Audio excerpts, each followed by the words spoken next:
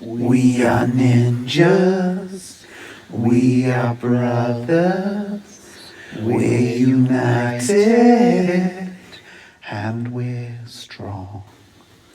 We are ninjas, we are turtles.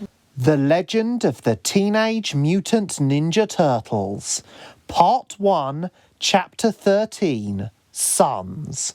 Written and performed by Joseph Chambers and based on the original Teenage Mutant Ninja Turtle comics, written by Kevin Eastman and Peter Laird.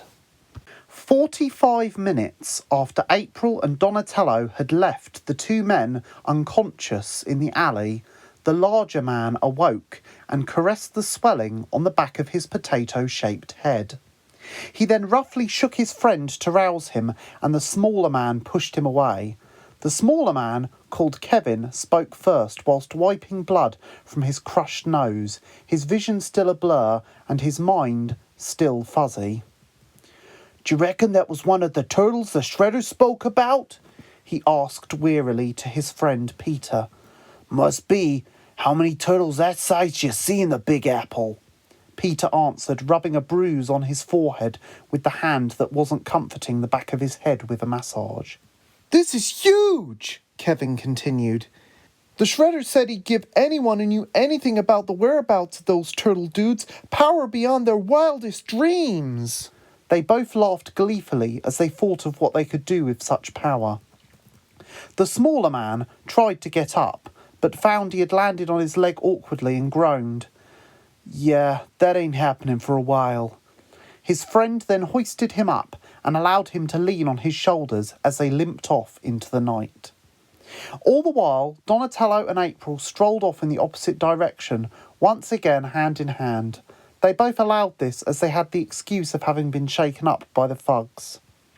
Later that night, Donatello entered the lair and, despite the door creaking, thought for 2 seconds that he might just be in the clear. Maybe his dad had just assumed he'd gone to bed early. He took 2 steps into the lair and sighed with relief. Master Splinter abruptly asked from the darkness, "Did you enjoy seeing April?" Donatello now became aware his father had been standing right beside the door, waiting for him to come home. Master Splinter then turned the light on. "Sorry, Dad," Donatello mumbled pathetically. "Why did you see her?" Master Splinter asked curiously. "I suppose it's because she's the first human I've ever met and the first real friend I've ever really had outside the lair. It was pure curiosity," Donatello answered gingerly. "But I was out of line. I apologize with all my heart." Splinter's ears slowly descended to the top of his head. He stroked his chin and the whiskers on his snout bristled. Then, after about 10 seconds of careful thought, he slowly spoke. "I can see there is no keeping April out of our lives. Thankfully, I trust her enough that, providing you see no other humans, I believe it would be acceptable for you to visit her and for her to visit us. Just make sure you tell me what you are doing next time. And I want another tracker put on you. The one you currently have is not functioning correctly." "I'll get on it, because the tracker in the back of your neck is fake and I found a working one down the back of the family room couch," he added bitterly. Donatello's eyes darted to the ground and his face darkened in colour, and this time he understood the increase in blood flow in that area. 2 days later, and it was time for all 4 of the turtles to ascend to the surface together for the first time in their living memories. The turtles and Master Splinter trekked through the sewers for a considerable amount of time before Master Splinter indicated that they should climb up to the surface through a manhole. When they emerged, they saw that they appeared to be in a rather shabby part of New York City. Most of the windows of the buildings were broken and the walls were rampant with graffiti.